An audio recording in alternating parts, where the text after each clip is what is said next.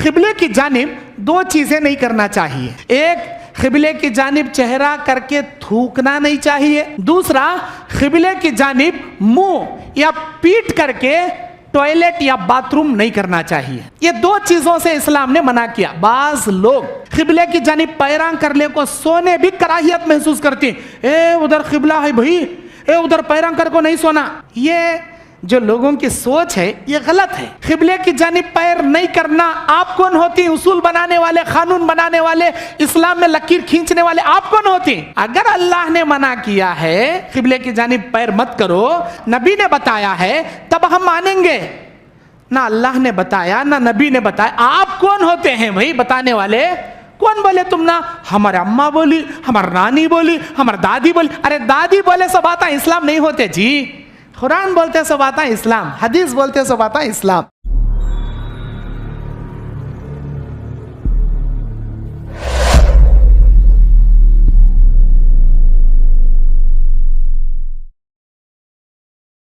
बेबरकत बिस्मिल्लाह। तो दोस्तों, आप लोगों ने इस वहाबी गैर मुक़ल्लिद मौलवी की जहालत सुन लेना। अम्मा बोले सो दीन नहीं होता जी, दादी बोले सो इस्लाम नहीं होता जी। तो इनको दलील कैसी लगती? इनको कुरान से होना वाज़े अल्फाजों में या हदीस से होना, ठीक है। अब कम दर्जे का जाहिल मुसलमान को भी अगर आप कहलवा दे कि भाई ज़रा क़िबले की तरफ पाँव रख के बैठना, तो वो भी यही बोलेगा नहीं, ये मेरे अदब के ख़िलाफ़ है, ठीक है। वो दलील देने से पहले ही आपके मांगने से पहले, आपके दलील देने से पहले ही उसका जवाब यही होगा कि ये अदब के ख़िलाफ़ है। दूसरी बात, क्योंकि अब ये जो मौलवी साहब है, अब ये ख़ुद को अहले हदीस कहते हैं और अहले हदीस कह के ये ख़ुद को जमात से जोड़ते हैं। तो पहला सबसे पहला हवाला हम इन्हीं के घर का देंगे। ये जो आप स्कैन देख रहे हैं फतावा सनैया, ये मौलाना सनाउल्लाह मदनी साहब की किताब है और ये पाकिस्तान में रहते हैं, ठीक है। और ये इसका पेज नंबर है 196। उनसे सवाल हुआ कि बंद कमरे के अंदर क़िबले की तरफ पाँव करके सोया जा सकता है या नहीं।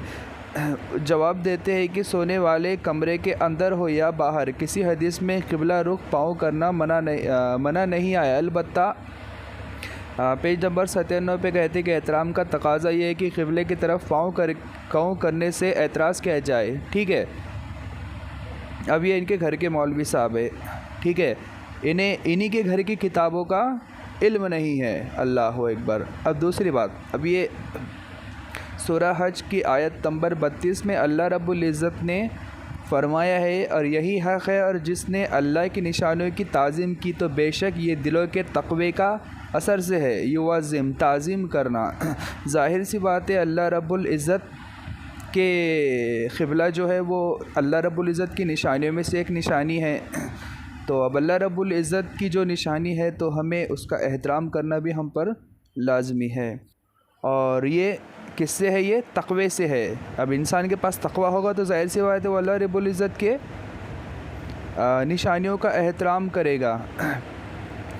तो गैर मुक़ल्लिदों में इतनी अक़ल कहाँ है कि ये दीन को समझ सके। जज़ाकल्लाह।